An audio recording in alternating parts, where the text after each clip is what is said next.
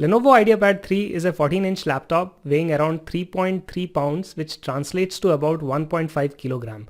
Just like most other mid-range laptops, IdeaPad 3 is made from polycarbonate and reinforced ABS polymer.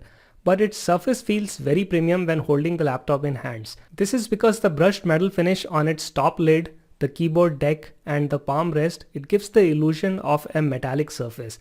I was honestly surprised to find out that this laptop is made from plastic because I felt no creaking, flexing or bending when pressing the top lid or the keyboard deck. I think Lenovo IdeaPad 3 is definitely punching above its class when it comes to appearance and aesthetics. I especially love its blue color with brushed metal finish.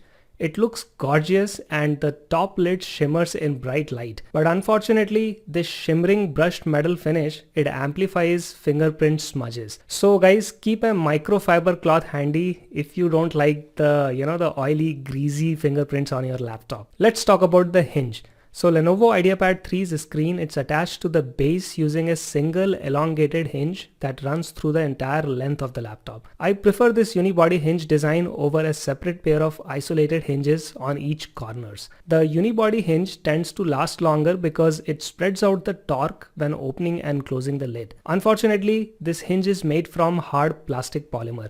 Now I would have preferred a metallic hinge because a metallic hinge, it's going to take abuses and it will last longer.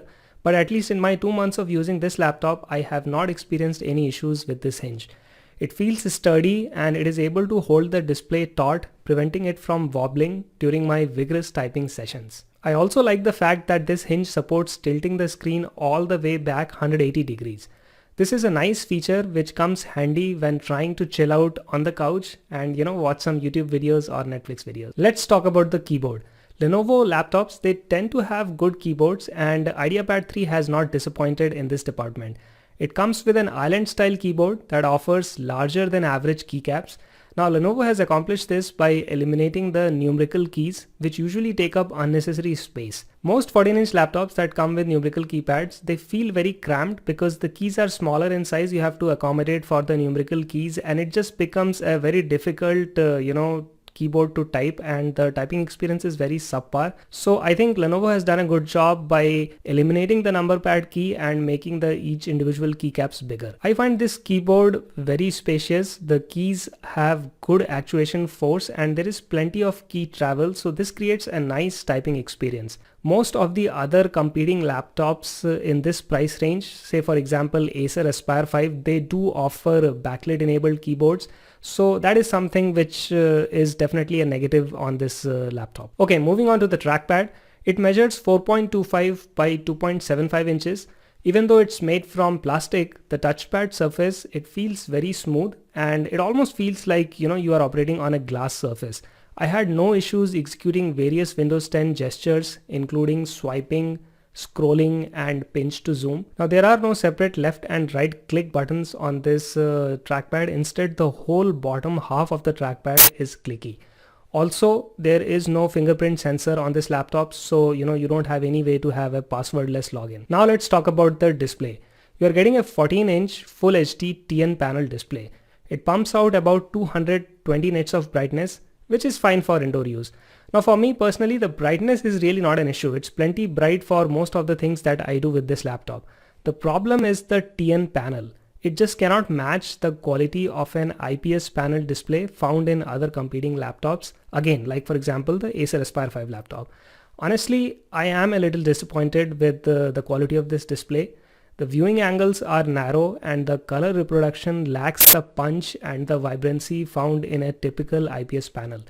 It's an okay screen which will do fine for things like internet surfing, emailing, working on documents and watching typical YouTube videos.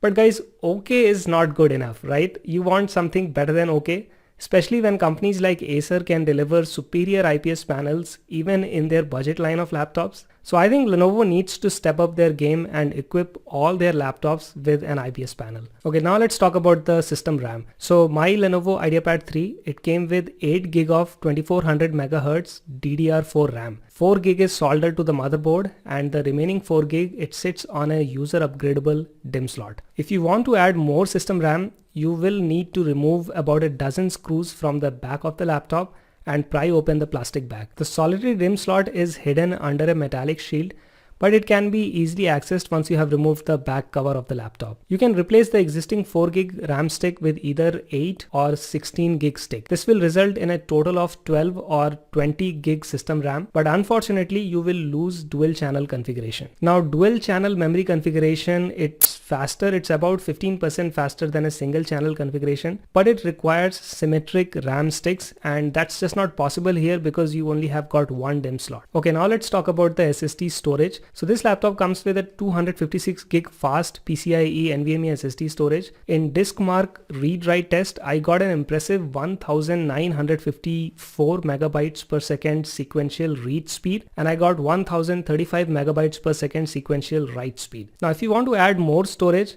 there is a 2.5-inch SATA 3 bay for adding another SSD or hard drive. You also can replace the existing 256GB PCIe NVMe SSD with a bigger one. Okay, now let's talk about the battery life. My Lenovo IdeaPad 3, it came with a 45 watt-hour battery, which is average capacity for a 14-inch laptop. I got about 6 hours of battery life doing web surfing and typical activities with the Wi-Fi turned on, and I was able to stretch it to about 8 hours of battery life when I was doing continuous HD video playback with Wi-Fi turned on and the brightness was at around 50%. Now these are not stellar numbers. I mean, there are a lot of laptops in the market which will give you better battery life, but I think it will suffice for typical use. Now let's quickly talk about the thermal heat management on this laptop. So this laptop has a thick heat pipe and heat sink assembly, and there is a wide fan that cools both the CPU and the GPU. The bottom plate of this laptop has a large ventilation grill for cool air intake. The hot air is exhausted by the fan from near the hinge. When I was testing the video editing capability of this laptop, and when I was pushing all the cores and all the threads at their 100% capacity, I did notice that the laptop got, it did not overheat. It was moderately warm, but I expect that, when you are running 4 cores, 8 threads at 100% capacity, that is expected. So overall, Lenovo actually has done a good job with heat management on this laptop,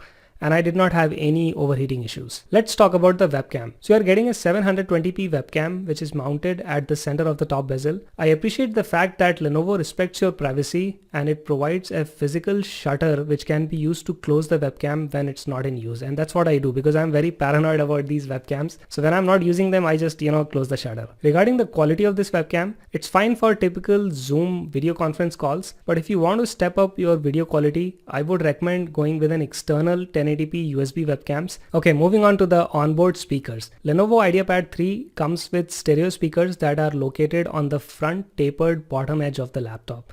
These speakers are positioned at 45-degree angle, firing audio towards the user.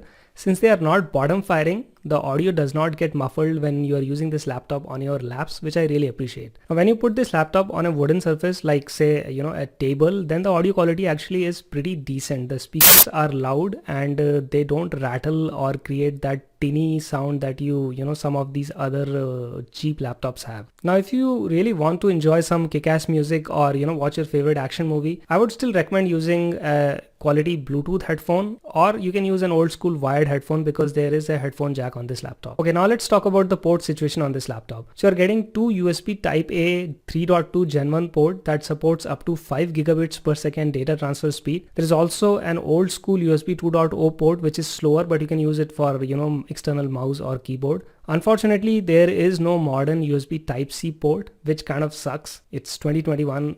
I expect every laptop maker to put at least one USB Type-C port. Unfortunately, you are not getting any. There is one full HDMI port on this laptop, and this port will actually allow you to drive 4K signals. So I was able to connect this laptop to my 4K monitor and I got full 4K resolution on this laptop. So that's nice. In addition, you are getting a full-size multimedia card slot, which I really appreciate because I tend to shoot a lot of videos, and the ability to transfer these videos through an SD card, it's awesome. Now you're also getting a headphone microphone combo jack, and you are getting Wi-Fi and Bluetooth. Now Wi-Fi and Bluetooth, they are not the latest and the greatest standard. You are getting the older standard, but it's still fine. I mean, most of the people haven't upgraded to Wi-Fi 6 router, but keep that in mind. If you have the latest Wi-Fi 6 router and you want to get the fastest Wi-Fi connection, this laptop does not support that standard. There is also no Ethernet jack, which I guess it's fine. Honestly, I don't remember the last time I used an Ethernet port.